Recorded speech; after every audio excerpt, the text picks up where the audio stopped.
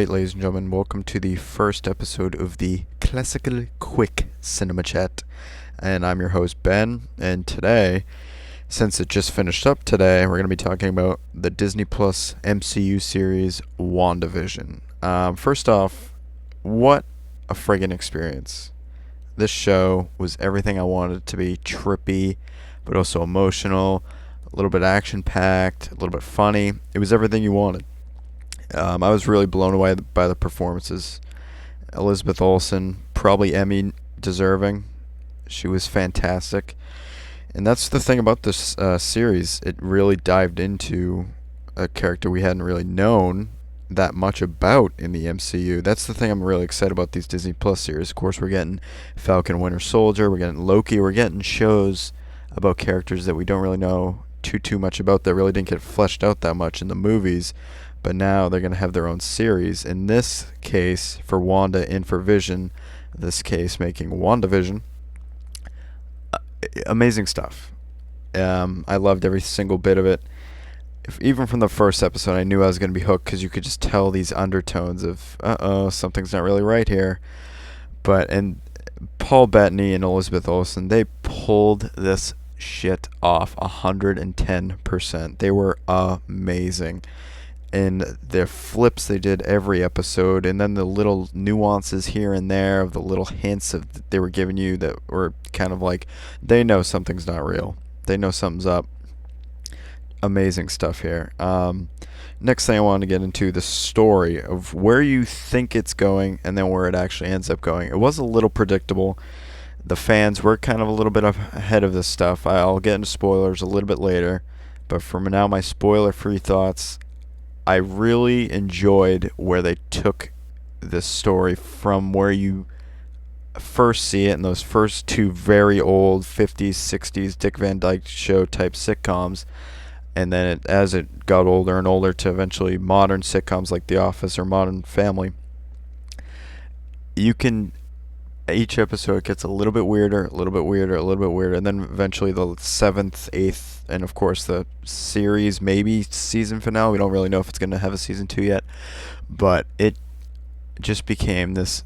It basically became an MCU level movie, like it belonged on the big screen. It was formatted like a Tarantino movie, very slow pace in the beginning, kind of building up, and boom. Then the ending happens and you're like, holy crap. They really pulled it off, really giving the story an emotional stake with a lot of course, it's all wandering around Wanda. And we get to learn way more about her than we ever did in the movies, which I was very glad about. And then this is where I'm going to get into spoilers. So I'm going to give you a spoiler warning. 3, 2, 1. Okay, so the ending. Of course, we know that her neighbor, Agatha, was actually Agatha, or there you go. Her neighbor was named Agatha, not Agnes, and she was a witch all the way back from the Salem witch trials. And she's trying to basically manipulate Wanda and just being like, just give me your power, because that's her thing. Agatha Harkness's thing. She absorbs the power of people who she doesn't believe deserves it. And she believes that Wanda doesn't deserve the power of the Scarlet Witch. Yeah, that's right. They actually use the Scarlet Witch name. So they end up battling a little bit. I thought it was a little bit underwhelming. I think they kind of blew their budget on the finale. I mean, it's definitely a fun scene, but it's not as climactic as I wanted it to be, I think. I think it kind of fell short a little bit. It was different. It was a different fight because you kind of have this sense.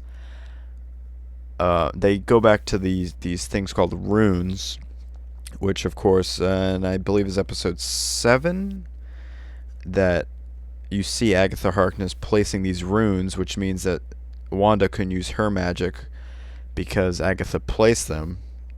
But then, of course, Wanda was actually listening, and she took that trick and used it herself to beat Agatha, which I thought was a pretty cool callback, pretty cool use of story there.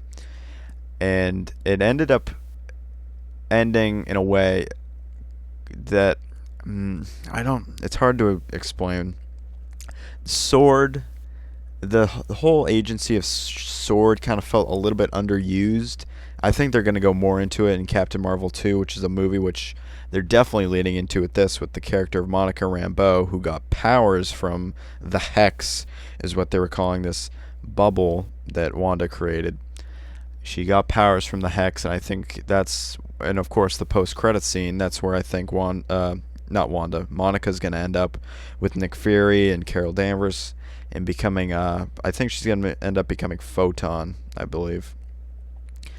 And I really liked Monica too. She was very charismatic. She was very, I'm blanking on the actress right now, but she was very good.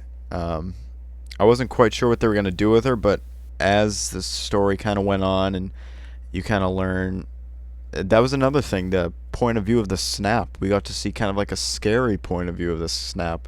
She comes back in a hospital, Monica does, and you kind of see people in shambles, like, where's my family, like, what is going on? But in Spider-Man Far From Home, we kind of saw it in a comedic point of view, but I liked how in WandaVision they kind of showed it in kind of a more horrific light. I thought it was a very cool take. The next thing I want to get into, the overall ties to the MCU. There actually was more than I thought there would be, because they called back a lot to Age of Ultron. And the thing that I was surprised about was Aaron Taylor Johnson never showed up. It was actually Evan Peters, who a lot of people thought, oh, multiverse, but he was just some guy named Aaron Boner. Yeah, Aaron Boner. So I do like that they kind of threw us for a loop and kind of making us second guess ourselves. That I respected, and then again, it was kind of a dumb plot twist that was kind of like, well, what was the point then? But then I really do think that this was a great setup into Doctor Strange 2, because now they even reference Agatha was like taunting Wanda and trying to make her become the Scarlet Witch, and said the Scarlet Witch is stronger than the Sorcerer Supreme, who of course is Doctor Strange. I'm not sure if Doctor Strange is the Sorcerer Supreme in the second movie, in the Multiverse of Madness. That's what the sequel's called. I'm not sure if he is yet, but we'll see. And of course, the last credit scene we see is Wanda studying from the book that she got from Agatha. She's starting to become the Scarlet Witch. She's definitely teetering on the line between hero and villain, which I like a lot. I thought this series overall was beautifully written. I think if this is any early sign of how these MCU shows are going to be on Disney Plus, then I am all in. Of course, we get Falcon and Winter Soldier in like 2 weeks. I cannot wait for this. Very excited for where this is going to go. And this made me care so much about Wanda and Vision. I never thought I'd be saying I want more of these characters, but I want more of these characters. So yeah, that was my overall thoughts on the story. If you were kind of on the line about watching it because, kind of a TV show, well, it's all out now, so you can binge it. I would give this, if I were to rate it, I'd probably give it an 8.5 out of 10. The story, I think it could have maybe cut down to one episode.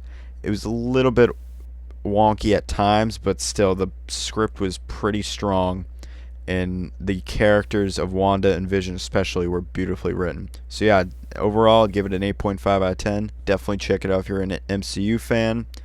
And yeah, we'll see you guys probably next Monday on the next episode of Classical Cinema Chat. I'm Ben. Hopefully you subscribed if you like this video, and we'll see you later.